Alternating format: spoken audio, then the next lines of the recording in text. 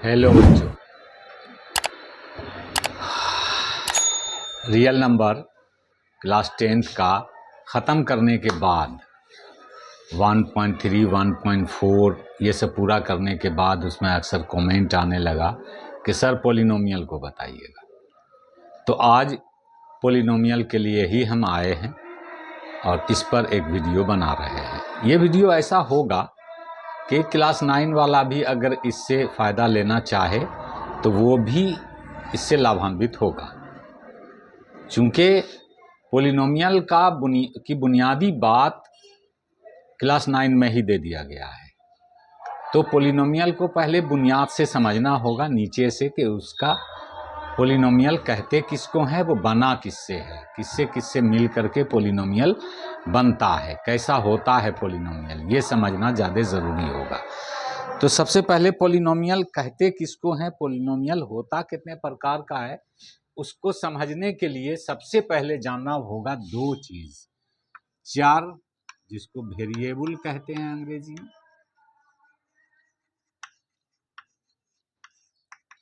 दूसरे में अचर जिसको कांस्टेंट कहते हैं। ये है क्या? चर जिसका मान बदलता हो, मान कुछ भी हो सकता हो, सर्टेन नहीं हो, उसको चर कहते हैं। और अचर कांस्टेंट वो है जिसका मान बदले ही नहीं, उसको अचर कहते हैं।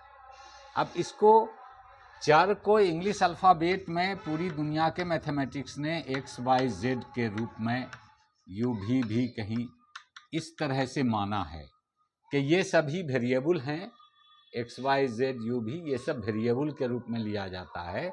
और अचर कांस्टेंट तो जिस तरह से तुम्हारा संख्या है 5, 7, 3, 2, 4 जो भी हो एटसेट्रा, ये सभी अचर हैं, इसका वैल्यू नहीं बदलने वाला है। 5 कभी 5.25 नहीं हो जाएगा, 4.25 नहीं होगा, ये 5 है तो है, इसलिए ये कांस्टेंट है। लेकिन कुछ अल्फ़ाबेट को भी इसी कांस्टेंट के साथ रखा गया है, जो A B C D E F, ये सबको मैथमेटिशियन ने कांस्टेंट के श्रेणी में रखा है कि जहां अननोन कांस्टेंट लेना पड़ता है वहां हमको ए बी सी डी से काम चलाना होगा, बाकी अगर संख्या है तो वो कांस्टेंट है। अब इसको अच्छे तरीके से ध्यान में रखना कि जहां भी वेरिएबल की बात आए, चर की बात आए, समझ लो वो एक्स वाई जेड में से कुछ हो सकता है, ये वेरिएबल है, कांस्टेंट है। ए बी सी डी ये सब कांस्टेंट है, इस प्रकार से है जैसे कि कोई संख्या कांस्टेंट होती है। ये दोनों बात ध्यान में रखोगे तो पॉलिनोमियल को समझोगे कि पॉलिनोमियल होता क्या है। अब पॉलिनोमियल होता क्या है इस पर बात करते हैं। पॉलिनोमियल एक एक्सपेंशन है, व्यंजक है, बीजीय एक्सपेंशन है, अलजेब्रिक व्यंजक है। पॉलिनोमियल एक अलजेब्रिक एक्सपेंशन है, बीजीय व्यंजक है।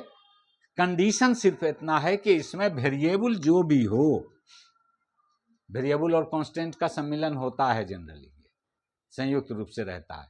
वेरिएबल पर फोकस करना है कि वेरिएबल पर पावर धनात्मक पूर्णांक पॉजिटिव इंटीजर होना चाहिए।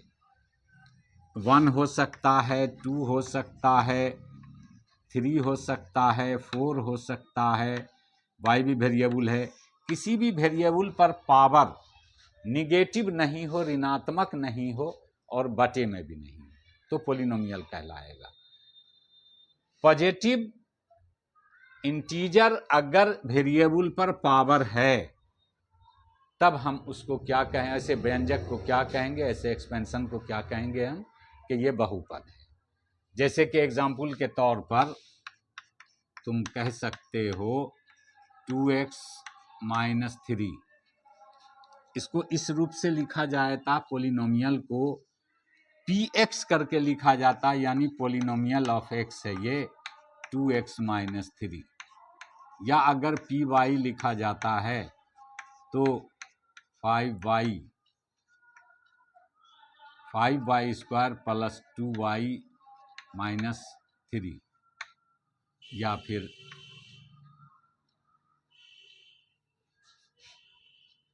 1 जो भी दे दें, पॉलिनोमियल ही होगा। तो इस तरह से जो भी बना ये पॉलिनोमियल है। इस पॉलिनोमियल में तुम देख रहे हो x हो या y हो, ये वेरिएबल है। 2, 3, 5, 2, 1 ये सब कांस्टेंट है। ये वेरिएबल और कांस्टेंट का व्यंजक है, एक्सपेंशन है, इसलिए इसको हम पॉलिनोमियल कहते हैं। क्लियर है कि पॉलिनोमियल क्या है? तो पॉलिनोमियल ऐसे इस तरह से लिखा जा सकता है, ax एक standard form ax plus b। इसमें पहले हम प्रकार लिख दें, प्रकार बता दें पॉलिनोमियल का कुछ, तब ज़्यादा स्पष्ट होगा। एक नंबर में तुमको रैखिक या इसी का नाम है एक घातीय,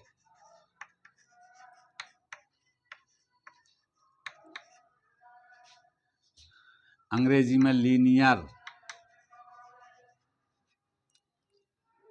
लीनियर पॉलिनोमियल।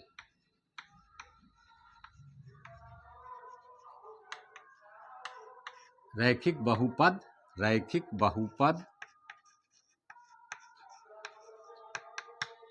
Linear polynomial. रैखिक या इसका दूसरा नाम एक घातीय, इसका मानक रूप है, स्टैंडर्ड फॉर्म है ax प्लस b। इसको px इक्वल टू कह दें, ax प्लस b। इसका नाम रैखिक बहुपद या लीनियर पॉलिनोमियल क्यों है? इसका अगर तुम ग्राफ खींचो, सपोज कर लो एग्जाम्पल के तौर पर इसमें ये दे सकते हैं कि px equal to 2x minus 1 या फिर px equal to py equal to 5x minus 10। इस तरह से तुम्हारा एक घात है। अब इसका पॉलिनोमियल का घात भी बताएंगे, इसको पूरा कर लें तो एक घात का है, एक डिग्री है, एक डिग्री का लीनियर कहलाएगा, वो यहां है। घात किसको कहते हैं? अब पॉलिनोमियल के घात को थोड़ा सा समझ लो तब आगे बढ़ते हैं। घात यानी कि डिग्री ऑफ पॉलिनोमियल। पूरे पॉलिनोमियल में, पूरे बहुपद में वेरिएबल का अधिकतम घात, वेरिएबल का अधिकतम घात यानी चर का अधिकतम घात, चर का अधिकतम घात, maximum degree of expansion is called degree of the polynomial. चर का अधिकतम घात बहुपद का घात कहलाता है, बहुपद का घात कहलाता है।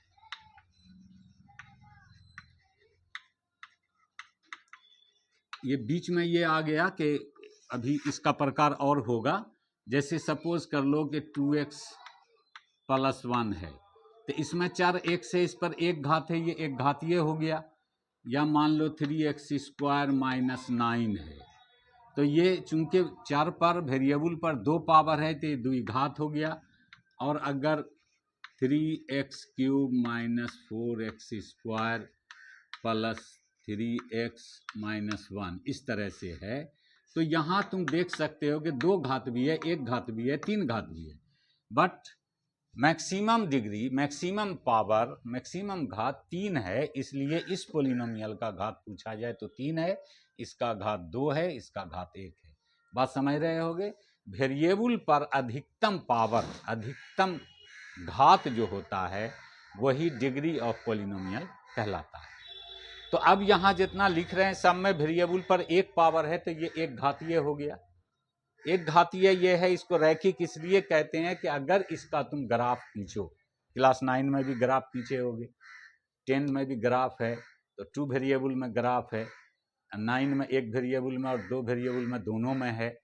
तो इसका जब ग्राफ खींचोगे तो एक सरल रेखा प्राप्त होगी, एक सरल रेखा प्राप्त होगी। एक घात वाले का, एक डिग्री वाले का किसी भी इक्वेशन का हो या पॉलिनोमियल का हो, तुम अगर ग्राफ खींचते हो तो एक सरल रेखा प्राप्त होती है, इसलिए इसको एक घातीय बहुपद कहा जाता है। ठीक है, अब द्विघात आता है। इसके बाद आता है द्विघात। 2 नंबर में आते हैं द्विघात बहुपद। बहुपद बहुत छोटा चैप्टर नहीं है, कहने को छोटा है, इसमें बहुत कुछ पढ़ाने का होता है। क्वाड्रेटिक पॉलिनोमियल,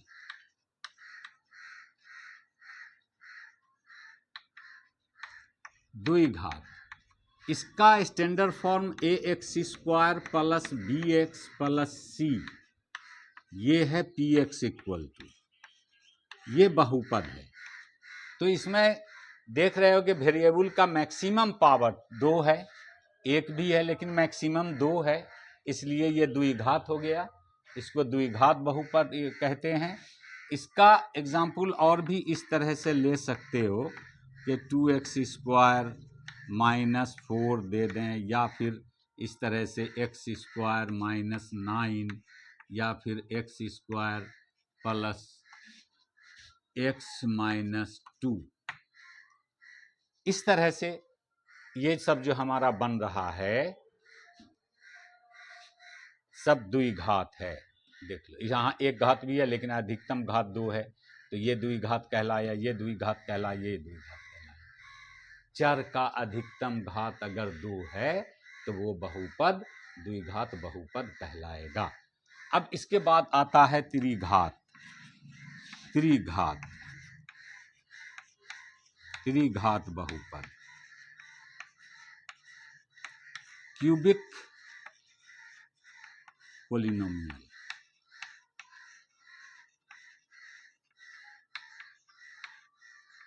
क्यूबिक पॉलिनोमियल ये तुम्हारा हो जाता है AF, इसका स्टैंडर्ड फॉर्म आता है AX³ plus BX² plus CX plus D। इसमें वेरिएबल का मैक्सिमम घात 3 है, चर का अधिकतम पावर 3 है, इसलिए इसको त्रिघात कहा जाएगा। अब इसमें इसका एग्जाम्पल इस तरह से भी हो सकता है कि x³ minus 1, x³ plus 2x² minus 3, या फिर x³ प्लस 5x एटसेट्रा। ये सभी त्रिघात बहुपद कहलाएगा। त्रिघात बहुपद है ये, चूंकि किसी भी पॉलिनोमियल में अधिकतम घात तुम 3 देख रहे हो, ये त्रिघात बहुपद कहलाएगा, क्यूबिक पॉलिनोमियल कहलाएगा। अभी हम पॉलिनोमियल के शून्यक पर इस वीडियो में नहीं जा रहे हैं, इसके बाद का एक वीडियो बनाएंगे जिसमें पॉलिनोमियल के शून्यक पर जाएंगे, जीरोज पर जाएंगे, जीरोज ऑफ पॉलिनोमियल। इसके बाद एक आध वीडियो बनाएंगे जिसमें के पॉलिनोमियल के शून्यक पर जाएंगे। इसमें एक बात और समझने की है कि मानक रूप में, स्टैंडर्ड फॉर्म में, ये जो x² के साथ a है, x के साथ b है और ये c, ये क्या कहलाएगा? है तो अचर। x² के साथ गुना में a है, इसलिए a को कहेंगे x² का गुणांक, I mean coefficient of x²। b को कहेंगे coefficient of x। c is constant, c अचर पद है, b x का कोफिशिएंट है, x का गुणांक है, a x² का गुणांक है। ये क्वाड्रेटिक में है, द्विघात में।